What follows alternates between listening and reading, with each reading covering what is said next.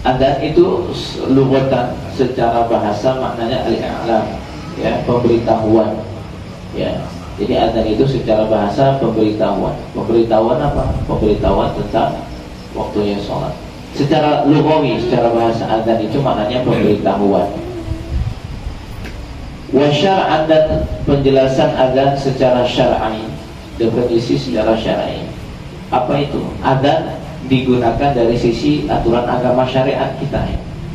Qaulun makhsusun yu'lamu bihi waktu sholat, yaitu ucapan khusus yang diketahui dengan adzan itu apa? Waktu sholat. Jadi waktu sholat masuk diketahui dari adzan. Jadi tanda bahwa suara adzan itu menjadi tanda bahwa waktu sholat itu sudah masuk.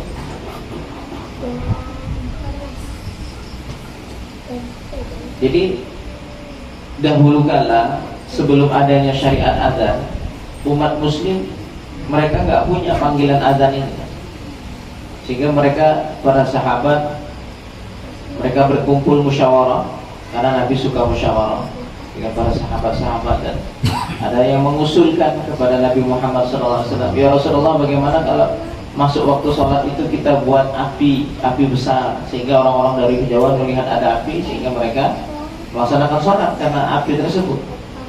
Sehingga Rasulullah SAW katakan bahwa kalau api itu adalah budaya orang Nasrani, orang Majusi. Lalu bagaimana kalau trompet?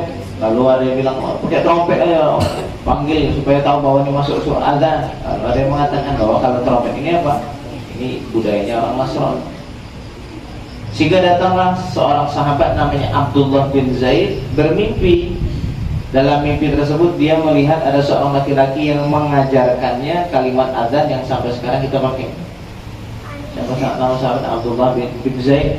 Jadi ini syariat adzan, ini syariat dari mimpi. Mimpinya siapa? Mimpinya Abdullah bin Zaid yang disampaikan kepada Nabi, dan Nabi iyaukan, menjadilah namanya sunnah takriri, sunnah yang diakui oleh Nabi, sehingga itu menjadi sunnah dan menjadi syariat dan aturan sampai sekarang. Jadi siapa yang mengiyakan adzan? Nabi Muhammad. Siapa yang awal mula menyampaikan tentang syariat adzan? Yaitu Abdullah bin Zaid, sahabat. Nah, sebelum itu ternyata Sayyidina Umar bin Khattab mimpi perihal mimpi yang sama. Diajarin orang kalimat adzan, Allahu Akbar, Allahu Akbar, Allahu Akbar, asyhadu an la ilaha, dan seterusnya.